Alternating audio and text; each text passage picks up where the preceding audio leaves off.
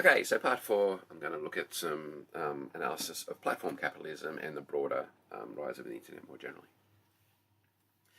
So a key term that is being used increasingly to think about economic structures and the way that capitalism works is this idea of platform capitalism. A kind of development from the kind of Marx version where there's, the ruling class own the means of production and the means of producing things.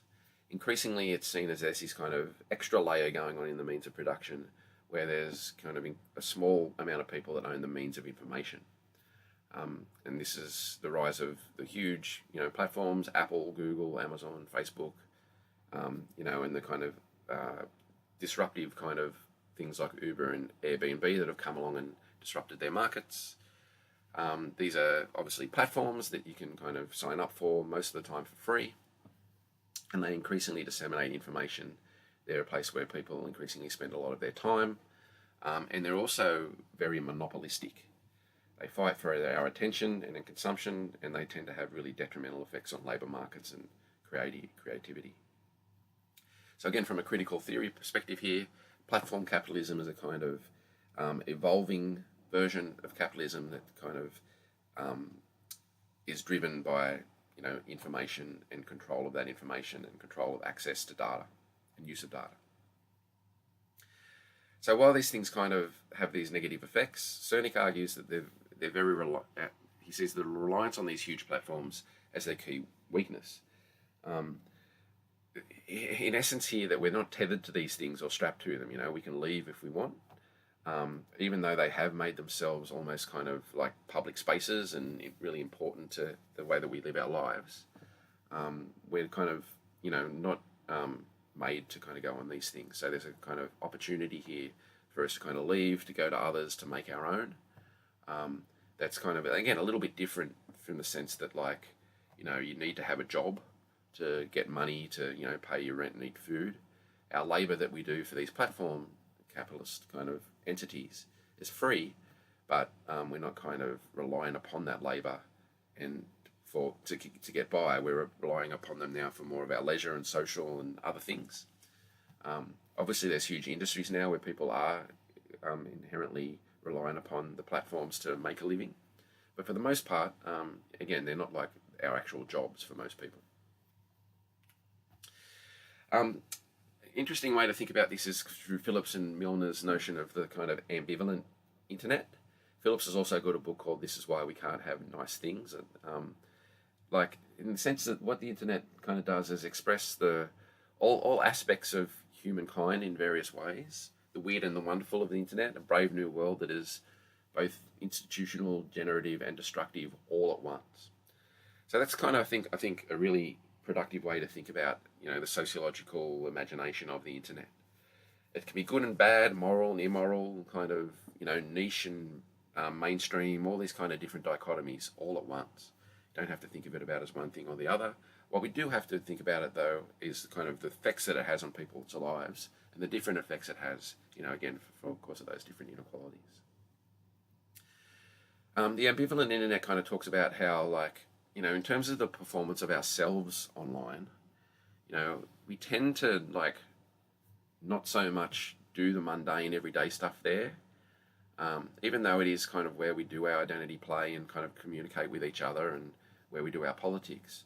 Much of the way that people exchange and talk and communicate online is often quite different than they would do in person. It tends to bring out absurdities and oddities and mischief and antagonism and meanness and that kind of stuff as well, in ways that you're less likely to behave in that manner in kind of face-to-face situations. So there's an ambivalence here. It's both good and bad, and the notion of trolling in this sense may be obscene and offensive, but this is fueled by kind of wider social impulses, kind of weird freedom that people have to kind of be their worst self online, a grotesque pantomime of these dominant norms. I find this kind of an interesting way to kind of think about that kind of Goffman-esque performance of the self here that I was talking about earlier in the course.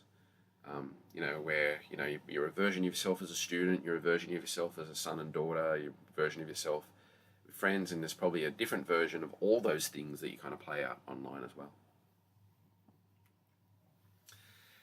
Really important in terms of the products and of what the kind of new digital realm is what these platforms really crave is our attention. And it's a key thing that is really the product and the object of many of these platforms. The platforms are in huge competition for our attention, and they want to monetize it as much as they can. So there's so much information, images, symbols, communication, distractions out there that we can't really kind of consume it all, and the only ways we're drawn into things is our attention needs to be first hailed. So there's always been this kind of economy of attention. Things like billboards are good examples of it, like signs in public to try and, get us to go and consume in a certain way. Advertising is a good example of ecologies of attention. But we kind of need to think more beyond that, really, like the way that these things are more intertwined and the way the internet itself is constantly trying to, keep us there. It uses all kinds of psychological tricks, gamification and gimmicks to try and keep us online as much as possible. And the way that this kind of blurs the lines between the way that we understand things. So our attention is a key thing that is central to the economy now. And our attention, by that meaning, is, if you're on a website and you're clicking and all that kind of stuff, you're creating data, and therefore you're creating profit for whatever site or platform you're on. And it's very important, therefore, to kind of gain our attention and to keep it. And this is how, many billions of dollars are spent by these platforms to try and keep us there and to do that. Again, we're kind of free to leave, but essentially these things are very central to the way that we live. In terms of how that information spreads and the way that we perform ourselves and relate to each other, the notion of the filter bubble has been a really influential idea. The filter bubble or echo chambers, where we kind of may often tend to kind of hang out in digital realms that are mostly people like us, and you only therefore hear the information that you want to hear. This is particularly the way that personalization and algorithms are driving more and more individualized feeds. So, if you were to sit there, next to each other reading the news, and then go onto your internet, you might find that you have very different things coming up. Everything is filtered exactly to what you've been kind of doing in your past few minutes or few hours or whatever. And the way that our feeds are more personalized towards us means that we receive information in a much more individualized way. It's individualized, but it's also therefore more like, we will maybe share information with those around us in our kind of immediate circles. And it means that while we're kind of connected with more and more people than ever before, the actual information and real communication that we do with each other is much more of an in-group where we share similarities, online at the same time, and we might therefore be more isolated from other groups and peers who do not share these similar identities. Now, this is an interesting kind of concept. It's quite controversial. People think it's been criticised a lot, and there's lots of arguments going on in the internet, so it seems that the filter bubble isn't that close, and the echo chamber, maybe people escape from it sometimes. But in other ways, it kind of does work in terms of the way the algorithms tend to feed you things that you've already liked, things that you seem to kind of want, and therefore it's not necessarily going to provide you with alternate information beyond that in many ways. So the filter bubble's been a useful concept to think about some aspects of the way things work, but really it doesn't really kind of apply to kind of all different platforms. I think the most important thing that I'd want to get out of this lecture is the kind of discriminatory nature of algorithms and AI and data in general. Again, I mentioned these books already, but books like The Predictive Postcode, Algorithms of Oppression, Race After Technology, Weapons of Math Destruction, there's many others. I highly recommend you seeking them out if you're interested in this field. Some of them are kind of 10 years old now, but are kind of classics in that sense. They fully grasped and understood what was going on. And it's particularly the way that the sites tend to reproduce and replicate, already existing inequalities. So there's lots of different examples of this.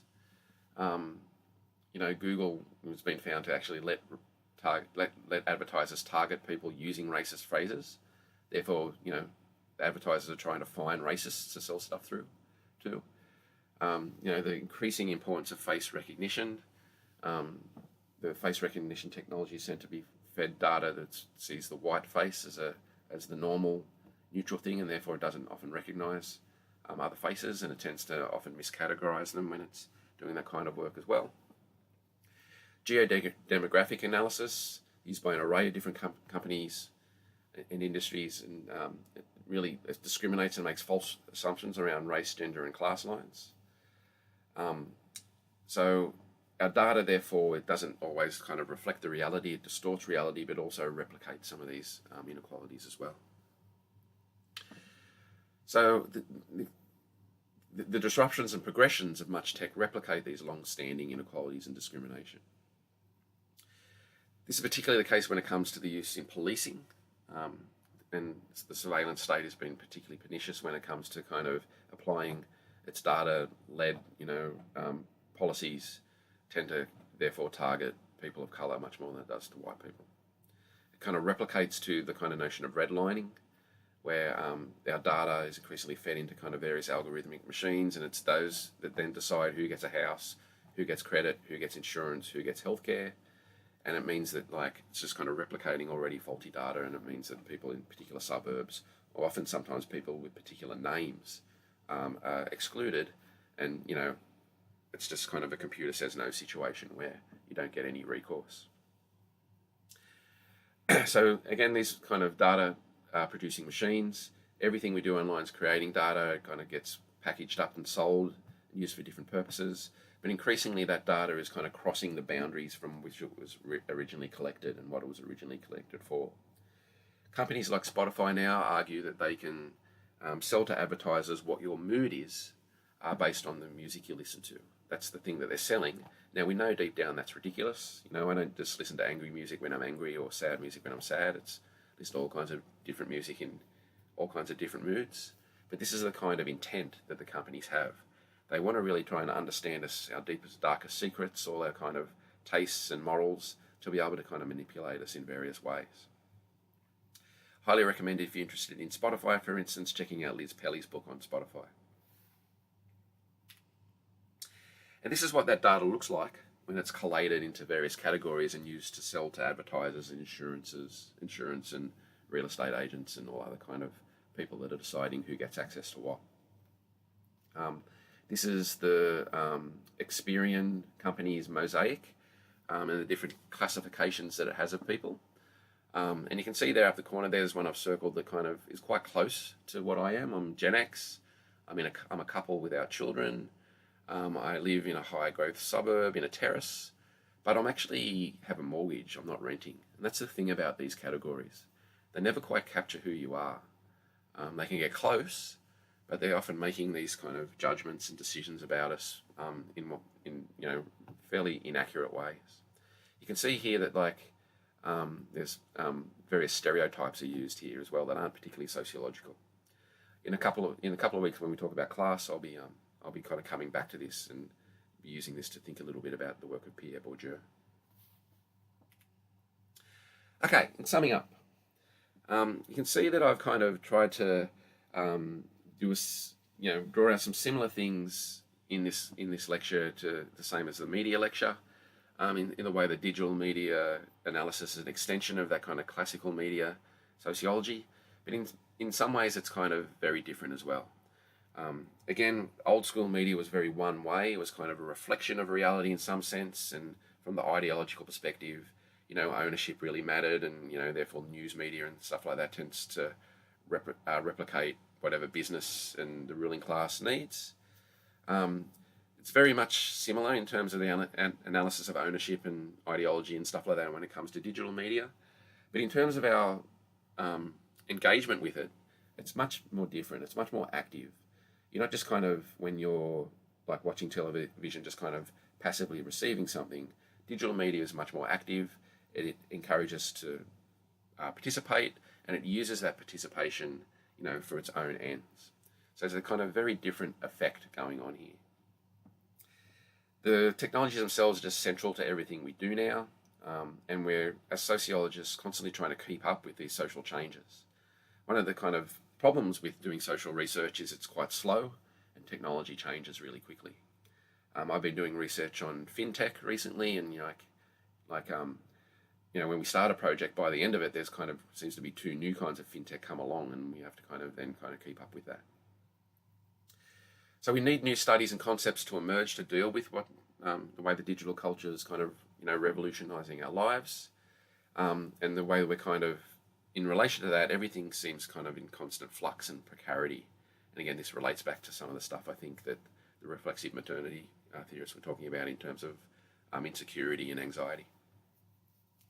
So as sociologists, we try and offer distinctive approaches to analysing digital technologies that grasps the kind of online complexity, but doesn't lose sight of the way that everyday people live, the way that social inequalities persist and are kind of reinvented and reinforced through these technologies, and the way there's a lot of kind of culturally distinct patterns of use and engagement with these things as well. Okay, I'll leave it there. Thanks.